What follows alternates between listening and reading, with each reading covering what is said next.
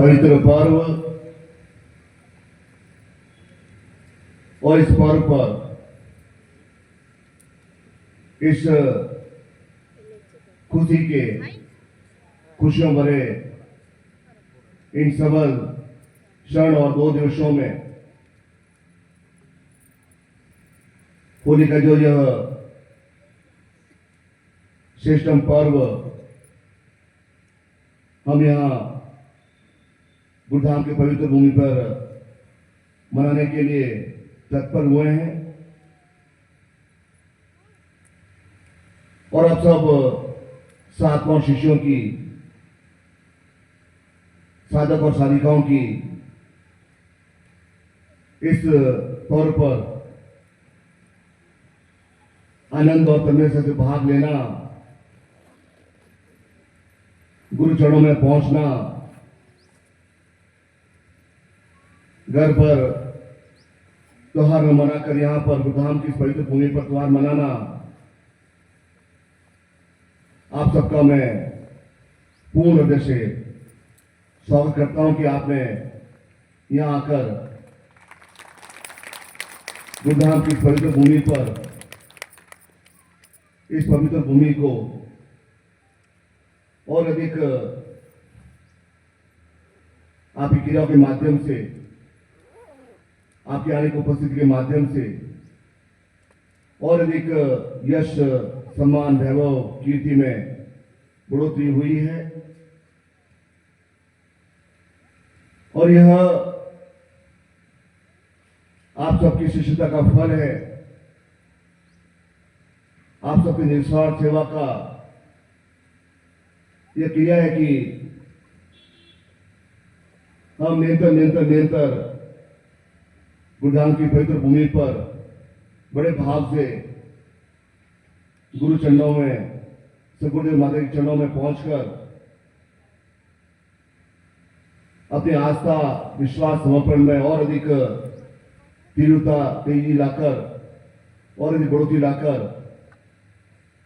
हम अपने जीवन को धन्य कर रहे हैं और जो हमें सदगुरुदेव माता जी से जो मुख से जो उनको जो आशीर्वाद प्राप्त हुआ, जो क्रिया कार्य प्राप्त हुआ, जो चेतना, जो दिव्यता प्राप्त हुई, जो आज्ञा सदगुरुदेव माता जी ने दी, उस आज्ञा का हम सब साधक साधिकाएं, शिष्य शिष्याएं अक्षर पालन कर रहे हैं और मैं आप सबको पूर्ण साधुवाद देता हूं, आपको ज्ञान देता हूं, चेतना देता हूं कि इसी प्रकार से ये जो हमारी पवित्र भूमि है, जो हमारी योग्य भूमि है, जो हमारा संसार में सबसे सर्वश्रेष्ठ जगह है, उस जगह की मर्यादा, उस जगह की वैभवता, उस जगह की आध्यात्मिक चिंतन और अधिक आप आशीर्वाद से पूरे जगह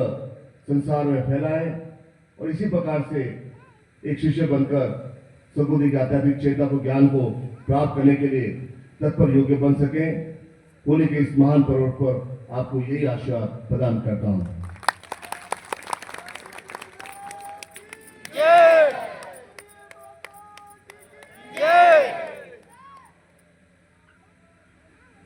और सेवा और श्रवण के माध्यम से शिष्य क्या क्या प्राप्त कर सकता है और शिष्य का स्वरूप न तो उसकी जाति होती है, न उसका रंग होता है, न उसका भेद होता है। वह केवल एक सेवा श्रवण से बना हुआ है।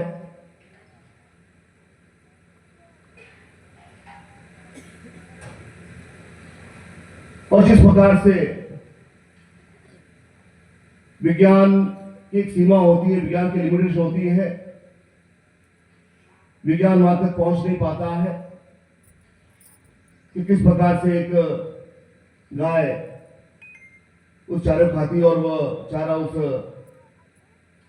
दूध में परिवर्तित हो जाता है, किस प्रकार से एक मां भोजन करती है और वह उस दूध में परिवर्तित हो जाता है। अर्थात विज्ञान की अपनी अपनी एक सीमाएं होती है लेकिन हमारे ज्ञान की कोई सीमा नहीं है। अनंत अनंत अनंत ज्ञान है, चेतना है, दिव्यता है, पूर्णता है, अनंत अनंत कोटि की विशिष्ट साधना है, विशिष्ट क्रियाएं हैं, जिसे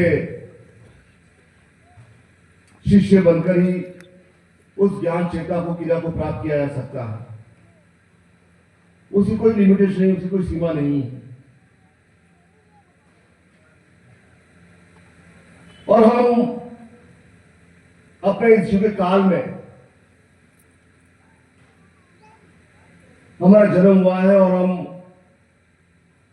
सगुदेव से और मालिक के ज्ञान से जुड़े हैं, उनकी चेतना हमारे अंदर ज्ञात हुई है, उनकी क्रिया हमें प्राप्त हुई है। तो हम उस हिमालय को से उसको देख सके, उस पर्वत आयाम को देख सके, उस जीवनता को देख सके, उस चेतन व्यक्ति ज्ञान को देख सकते हैं कि वास्तव में हमारी कितनी लिमिटेशन है।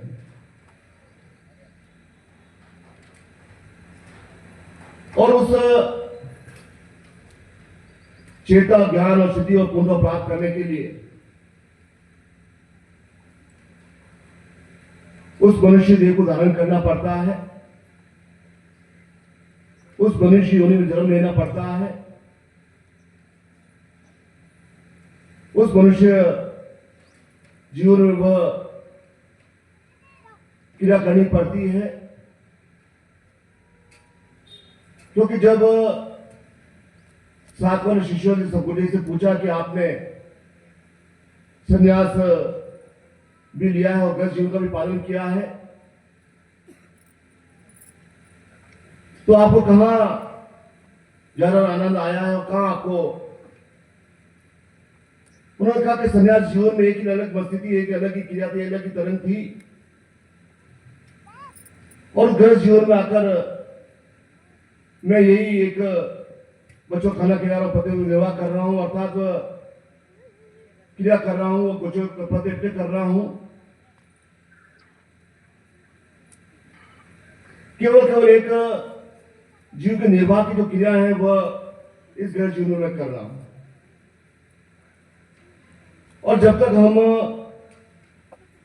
उस ज्ञान के संसार में, उस ज्ञान की क्रिया में, समुद्र में कूदेंगे नहीं, डूबेंगे नहीं, तब तक हम उस साधना के बहुमूल्य हीरे पदार्थ प्राप्त नहीं कर पाएंगे। यदि किनारे बैठे रहेंगे तो किनारे में जो गोचे होते हैं, पत्थर होते हैं, कंकर होते हैं, वही मिल पाता है, और जो समुद्र छलांग लेने की, जो समुद्र डूबने की क्रिया करता है,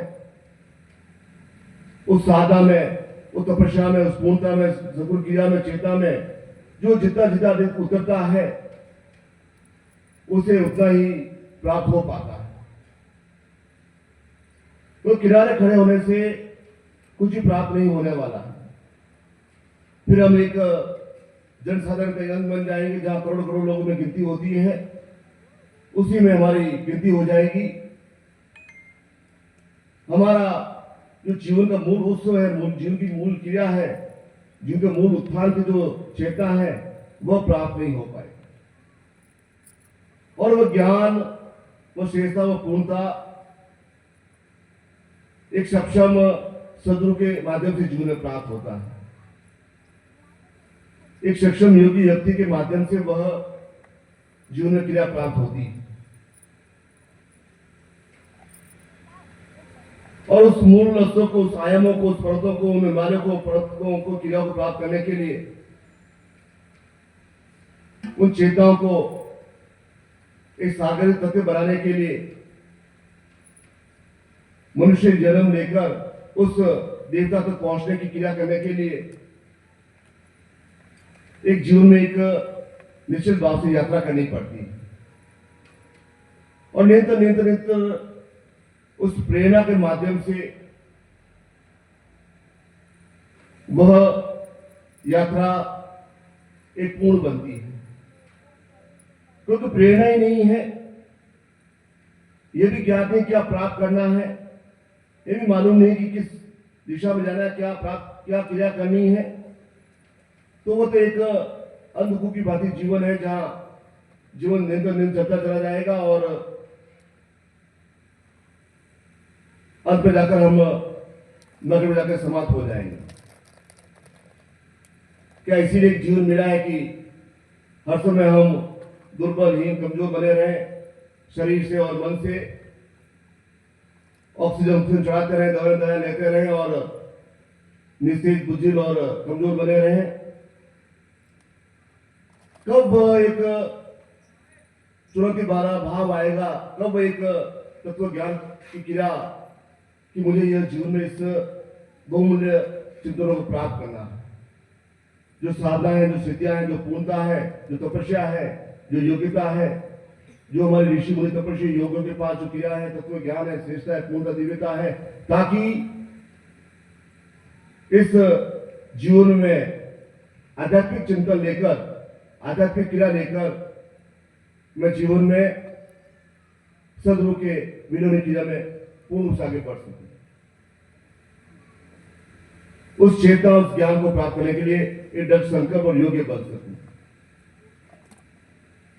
अन्यथा जीवन तो निरंतर चला जाएगा और जीवन की क्रिया, जीवन का सही अर्थ में जो तत्व है वो ज्ञान में प्राप्त नहीं हो पाएगा।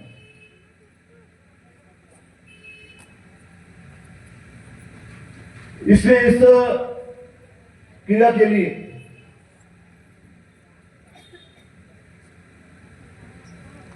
उस चिंतन को प्राप्त करने के किसी प्रकार की मुहूर्त की आवश्यकता नहीं होती, किसी प्रकार की कोई समय की आवश्यकता नहीं होती, समय के अनुसार ही वो किया जा सकता है। शास्त्रों में कहा जाता है कि आषाढ़ महीनों में देवता शयन करते हैं और कार्तिक एकादशी में देवता जगते हैं। तो फिर हम आषाढ़ महीने में भगवान शिव की पूजा कैसे करते हैं, शारदा नवरात्रि में किस प्रकार की क्यों मां दुर्गा की पूजा करते हैं? अर्थात देव सोए हुए नहीं है, वे तो हर समय चैतन्य है, हर समय तत्पर है, हर समय क्रिया करने देने के लिए। हमारे अंदर का जो एक अवस्था है वह सोई हुई है। या तो सदगुरु वो ज्ञान दे नहीं रहे हैं, और यदि ज्ञान दे रहे हैं तो उसके अंदर समेटने की ना मालूम नहीं, उसके अंदर सहजने की ना मालूम नहीं। उस ज्ञान को प्राप्त करने के लिए उसे रचा बसा लेने की वो क्रिया हमें ज्ञात नहीं है। हम मनोयोग से झूठ नहीं रहे हैं, हम मनोयोग से साधन नहीं कर रहे, हम मनोयोग से हम अभ्यर्था नहीं कर पा रहे हैं, हम मनोयोग से अपने भाव प्रकट नहीं कर पा रहे। तब हमें यह उस तत्व को, उस ज्ञान को पूर्ण से प्राप्त करने की क्रिया हमें प्राप्त नहीं होती।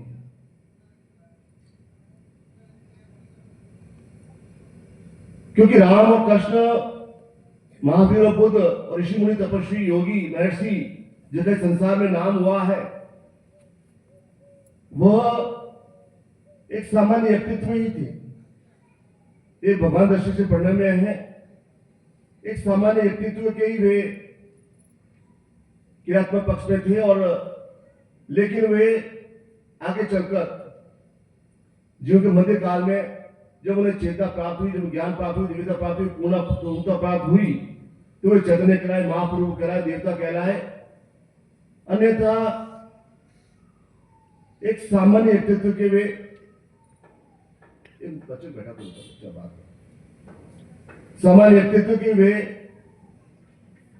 अर्थात उनका जन्म इस धरा पर हुआ तो वे एक, ये नहीं कि मैं ईश्वर हूं, मैं भगवान हूं, मैं इतना अधिक हूं, मैं तो मुझे पूजो, मेरा ध्यान करो, मेरे मंदिर बनाओ। उस चैतन्य अवस्था तक पहुंचने के लिए, उस ज्ञान को प्राप्त करने के लिए उन्होंने कौन सी विद्याएं, कौन सी अवस्था पार की, कौन सी चिंतन प्राप्त किया, वह महत्वपूर्ण होता है। इसलिए जब आप उस जगह पहुंच पाएंगे अपनी अवस्थाओं के माध्यम से, अपनी आयों के माध्यम से, अपनी क्रियाओं के माध्यम से, अपनी शेषों के माध्यम से, तो आपकी भी जय जाकर उसकी स्थिति होगी, क्योंकि आप उस अवस्था तक पहुंच चुके हैं जहां एक चैतन्य अवस्था है, जहां पूर्ण रूप से एक सिस्टम भाव उत्पन्न करने की क्रिया है, जिसके माध्यम से वो सब कुछ प्राप्त किया जा सकता है। और यह क्षण होते हैं, कुछ क्षण होते हैं जो बहुमूल्य क्षण होते हैं। उन क्षणों की तुलना किसी अन्य क्षणों से नहीं की जा सकती। एक एक प्रत्येक क्षण का महत्व होता है हमारे जीवन में। इस समय कोई साधना हो रही है, इस समय कोई साधना स्थिति प्रदान हो रही है, उस समय वो एक क्रिया हो रही है इस पवित्र भूमि पर, और आप बलियोग से जुट नहीं रहे, आप बलियोग से वो क्रिया नहीं कर रहे हैं, तो वो क्षण चला जाएगा। फिर वो वापस क्षण कब आएगा यह न आपको ज्ञात है, न अन्य को ज्ञात है। उस क्षण को चूकना अर्थात जीवन की एक श्रेष्ठ मूलभूति को चूकना है। इससे जितने क्षणों तक हम यहां पर हैं, जितने क्षणों तक हमारी उपस्थिति यहां पर है, तो पूरी तन्मयता, भाव, चैतन्य, क्रिया, तत्पर प्राप्त करने की क्रिया, पूर्ण रूप से एक सहज भाव लेने की क्रिया, वह इस समय हमारे मन में उत्पन्न होनी चाहिए, ताकि मन हमारा एकाग्र हो सके। क्योंकि शरीर तो अभी सरेगा नहीं, शरीर में व्याधि है, कमजोरी है, पीड़ा है, बीमारी है, तो शरीर को तो आप साथ नहीं सकते हैं, लेकिन मन को साथ सकते हैं। मन आपके एकाग्र अवस्था में हो सकता है, मन पर आप अभी आप नियंत्रण कर सकते हैं। और जब आप इन क्षणों को में जब मन पर नियंत्रण कर लेंगे, मन के माध्यम से उस चिंतन को प्राप्त कर लेंगे, तो वह आपके लिए बहुमूल्य दोहर बन जाएंगे। एक प्रकार से एक सिस्टम क्रिया आपके जीवन में आपको एक सिस्टम उपलब्धि प्राप्त हो पाएगी।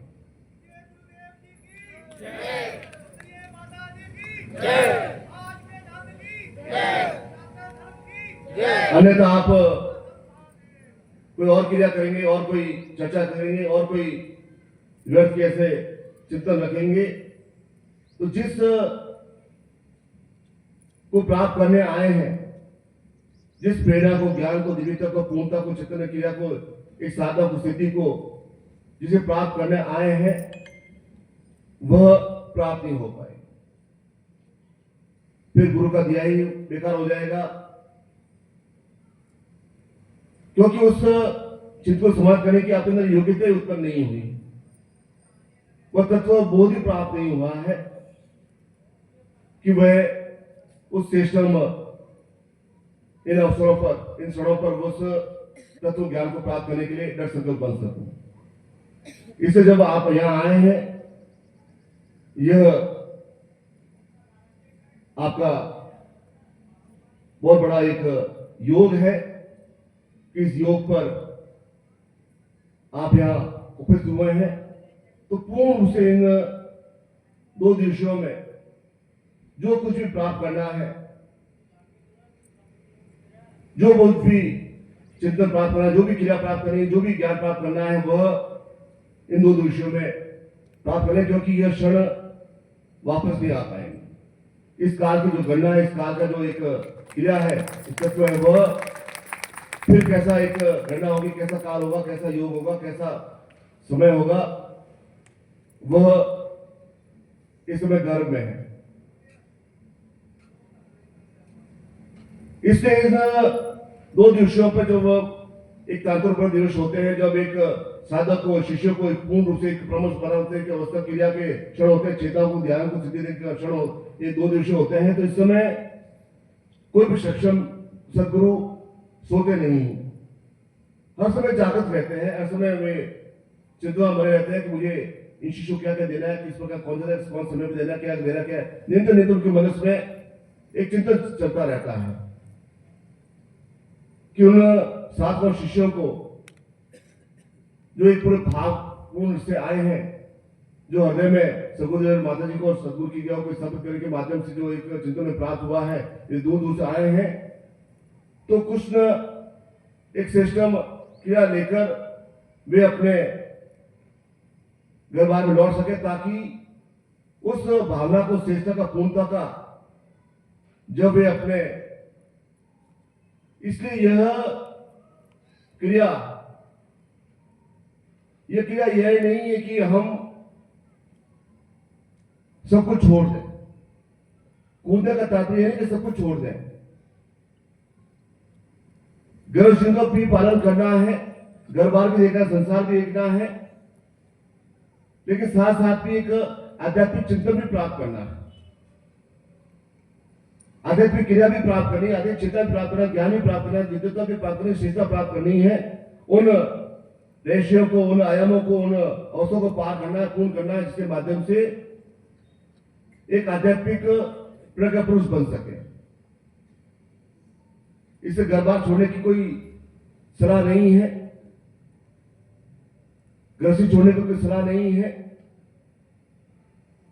हम उस मझधार में, उस धार में जो बीज की जो क्रिया है, उस पर हम पूर्ण रूप से चलते चले जाए, वह आत्मिक चिंतन होता है, वह क्रिया होती है।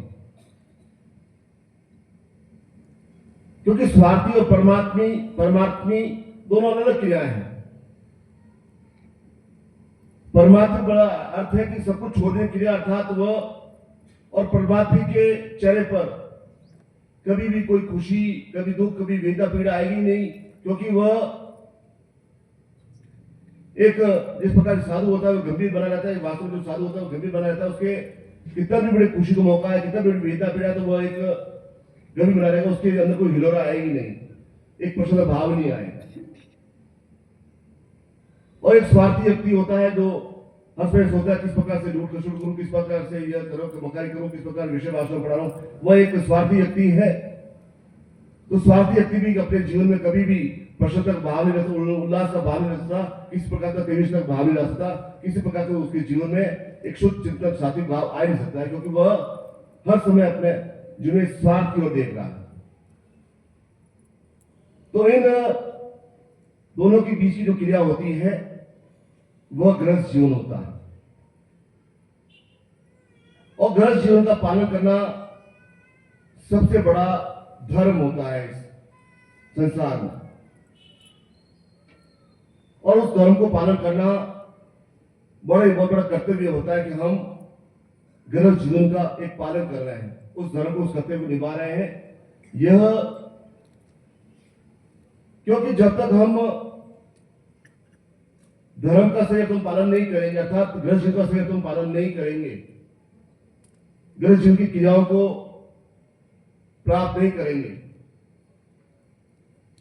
तब तक उस आध्यात्मिक चिंतन में हमारा मन नहीं लग सकेगा। उस आध्यात्मिक चेतन प्राप्त करने के लिए हमारे मन में चिंतन प्राप्त नहीं होगा। और इस दोनों छोर के बीच मनुष्य है, साधक है, तपस्वी है, और उस क्रिया को कि हम निरंतर चैतन्य अवस्था में है, जब समस्त देवी देवता चैतन्य है, जागृत है, तो इन क्षणों का हम पूर्ण रूप से लाभ ले सके। और इसी चिंतन को लेकर, इसी ज्ञान को लेकर, इसी पूर्णता को लेकर, इसी प्रकार की एक मन की अवस्था को लेकर, एक जिज्ञासा को लेकर शंकराचार्य जी अपने सदगुरु रामानुजाचार्य के पहुंचते हैं, गोविंद पद के पास पहुंचते हैं, जिन्हें पाद पहाड़ के नाम से विख्यात थे।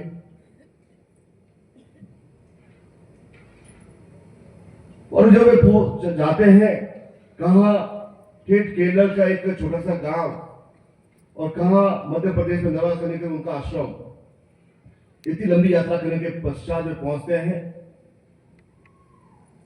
और उससे पहले उन्होंने उस जीवन में अत्यंत कष्ट भोगा। उन्होंने संन्यास ले लिया 8 वर्ष की आयु में, और उसके पश्चात कुछ वर्षों पश्चात उनकी माता का देहांत हो गया। जब माता देहांत हुआ तो समाज ने कहा कि तुम समाज के परिचित हो, बहिष्कृत हो, कि तुमने संन्यास ले लिया है, हम तुम्हारे माता के दाह संस्कार में सम्मिलित हो सके, क्योंकि तुम समाज से बाहर हो। हम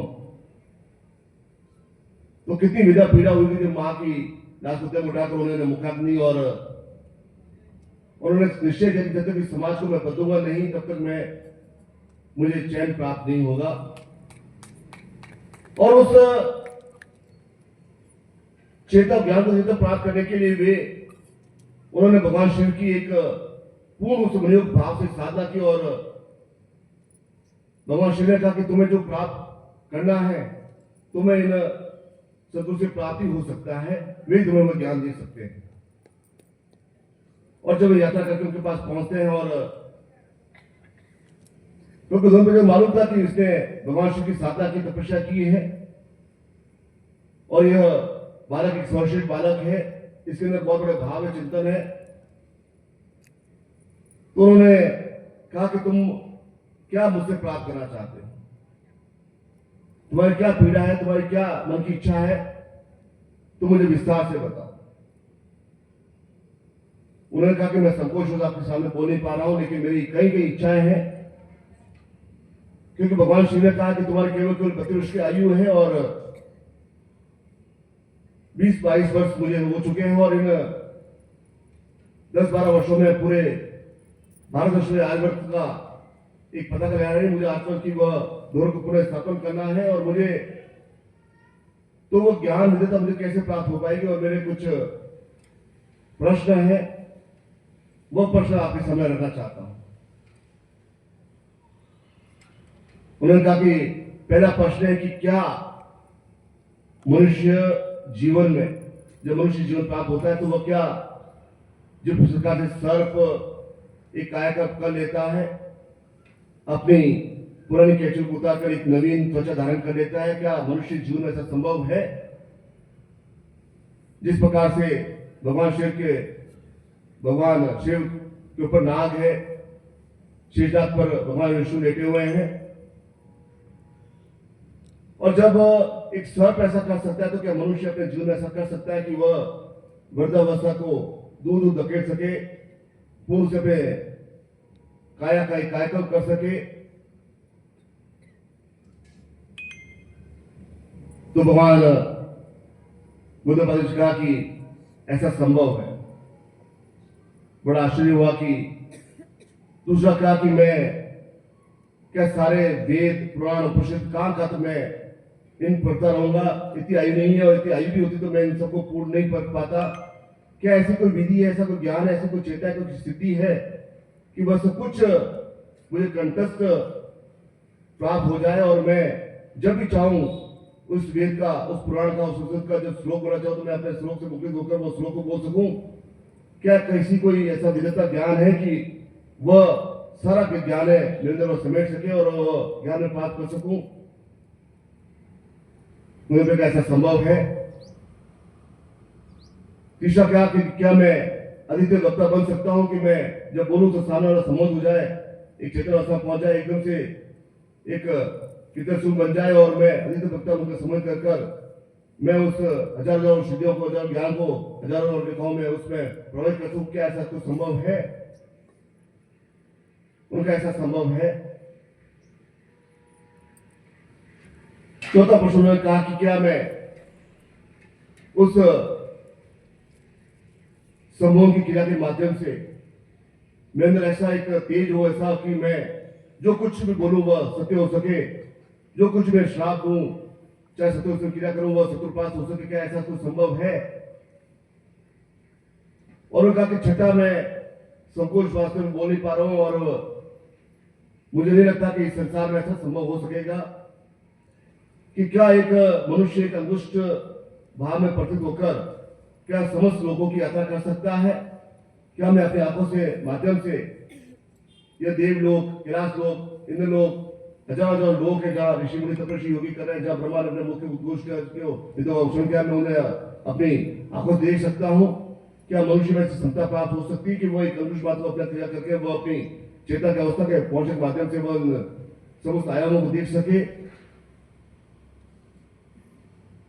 तो क्या उन्होंने कहा कि ऐसा संभव नहीं हो सकता कि इस मनुष्य जीवन में ऐसी साधना, तपस्या, पूर्णता, एक एक साधना के लिए विशेष वर्ष लग जाते हैं।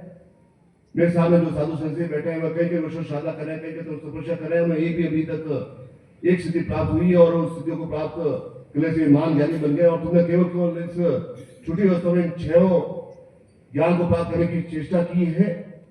इस संसार में ऐसा ज्ञान कोई नहीं दे सकता। तो अब शंकराचार्य जी ने कहा कि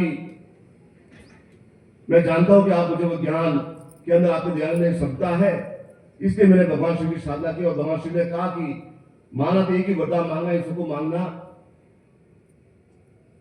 क्योंकि मैंने सुना कि 7 चक्र होते हैं, 7 के माध्यम से कुंडली जागृत की जा सकती है। उन्होंने कहा तुम्हारा ज्ञान अधूरा है क्योंकि तुमने केवल कुछ 7 चक्रों को ज्ञात करने की तुमने क्रिया की है। मनुष्य के जीवन में 108 चक्र होते हैं। उन 108 चक्रों को जागृत करना इस संसार में किसी के बस की बात नहीं है। कोई भी ऐसा तपस्वी योगी महर्षि सदगुरु ऐसा ज्ञान दे नहीं सकता कि उन सारे 108 चक्र को उस साधु में जागृत किया जा सके, क्योंकि यह अनमोल है। और इस प्रकार से ऐसे कोई भी सहजता से कोई भी सदगुरु ऐसा दे नहीं सकेगा, ऐसा संभव ही नहीं। बोले पूज्य गुरुदेव की, परम पूज्य गुरुदेव की, परम वंदनीय माता जी की, परम वंदनीय माता जी की। ओम हर हर महादेव। अर्थात भगवान शंकराचार्य ने क्या अपने सदगुरु से वह मांग लिया, जिस प्रकार से एक कार्यक्रम करने की क्रिया, पूर्ण आयु को प्राप्त करने की क्रिया, समझ करने की क्रिया, समूह करने की क्रिया, समस्त वेद उपनिषदों को पठन करने की क्रिया, क्योंकि एक मनुष्य जीवन में एक जीवन में ऐसा संभव हो नहीं सकता। कहीं योनि कहीं हजार योनि लेनी पड़ती तब यह ज्ञान प्राप्त हो सकता है, लेकिन उन्होंने एक ही जीवन में सब कुछ अपने सदगुरु से मांगा। और सदगुरु को मालूम था कि उन्होंने भगवान शिव की साधना की और यह तपस्वी बालक है, यह योगी बालक है। उन्होंने कहा कि मैं तुम्हें ज्ञान अवश्य दूंगा, लेकिन उस सीधा से होली के अवसर पर जब मैं तुम्हें ज्ञान दूंगा, चेता दूंगा, क्योंकि यह भूतल भविष्य होगा। अर्थात किसी ने ऐसा ज्ञान प्राप्त किया ही नहीं।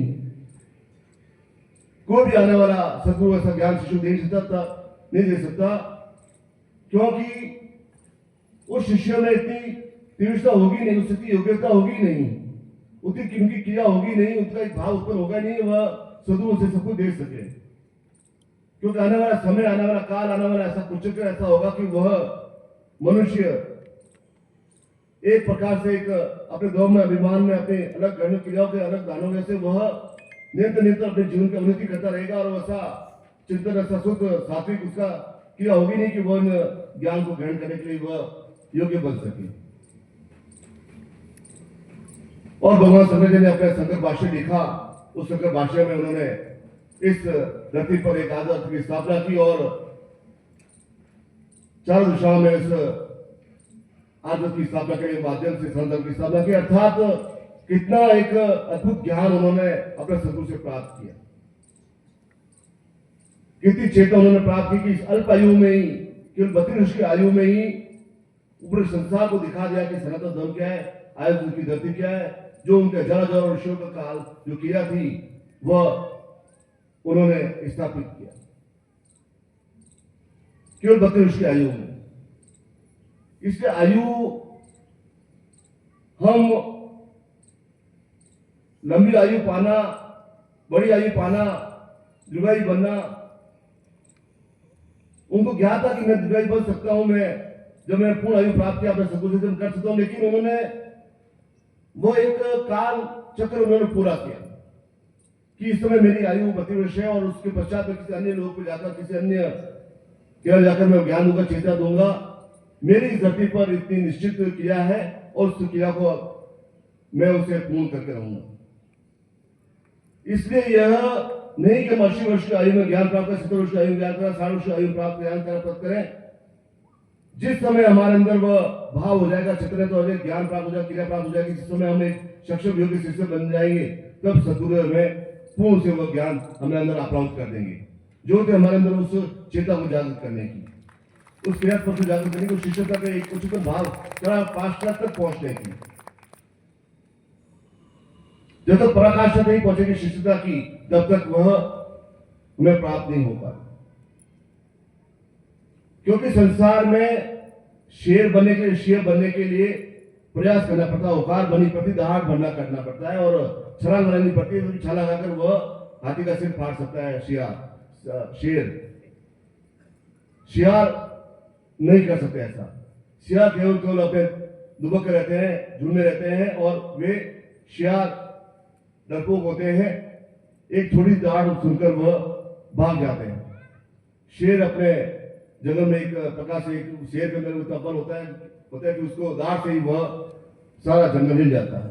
इसी प्रकार से संसार में युगी यक्तों की कमी नहीं, इस संसार में साधकों की कोई श्रेष्ठ साधकों की कमी नहीं है, चेताओं की कमी नहीं, ज्ञान की कमी नहीं है। उस पराकाष्ठ तक पहुंचने के लिए शिष्य एक प्रकार से निस्वार्थ सेवा करके वो तक पहुंच रहे हैं जहां सदगुरु से वह ज्ञान दे दें, क्योंकि सदगुरु का निर्माण ही इसलिए हुआ कि उस शिष्य को चेता तक अवस्था तक पहुंचाने के लिए। कहा वे निरंतर छोटी छोटी साधना करते रहेंगे, छोटी मोटी अर्चना करते, छोटी मोटी क्रिया करते रहेंगे, क्यों ना एक ही इस अवसर पर वो सब कुछ दे दिया जाए जिसके माध्यम से वे अपने जीवन में उस पूर्णता तक पहुंच सके, जल जीवन आध्यात्मिक जीवन में एक अद्भुत संतुलन पैदा कर सके। इसलिए जब सदगुरु से पूछा गया कि आप अपने शिष्यों को यह साधना स्थिति दे देंगे, उन्होंने कहा कि मैं योग्य है, मैं अवश्य दूंगा। यह ठेका नहीं कि केवल सन्यासियों के लिए, साधकों के लिए ही यह तपस्या, यही दीक्षा है कि वही इसके लिए पात्र है। तो उन्होंने कहा, सन्यासियों का, साधुओं ने कहा कि ये तो मलमूत्र पड़े हुए हैं, अन्न में पड़े हुए हैं।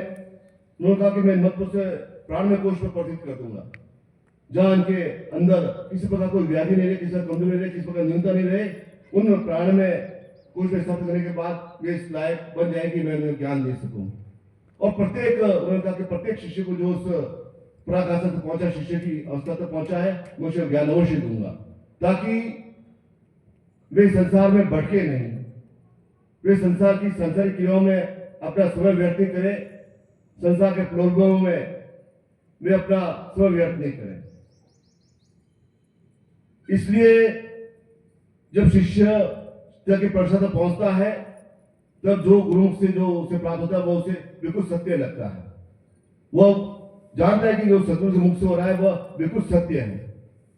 चाहे अन्य लोग चाहे इसे चमत्कार कहें या कुछ अन्य कहें, जो इसे अंदर कहें, उसके पाप दोष न्यूनता है जिसकी वजह से उसे ऐसा सामने दिख पा रहा है कि वह स्वीकार नहीं कर पा रहा है।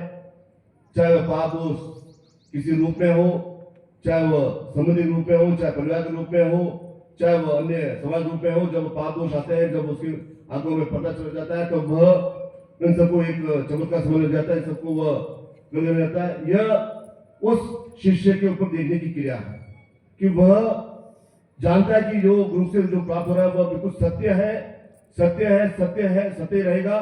तब वह जान लेता है, तभी वह इस कृपा को प्राप्त करने का अधिकारी बनता है। अन्यथा जो इस संसारी विषयों में पड़ा रहता है, संसार में पड़ा रहता है, अगर जून में रहता है, कभी हाँ कभी ना, कभी वो ऐसा करता रहता है, वह एकचित होकर एक क्रिया नहीं करता है, तो वह उसकी झोली हमें समस्या पड़ी रहेगी, वह कुछ भी ग्रहण नहीं कर पाएगा।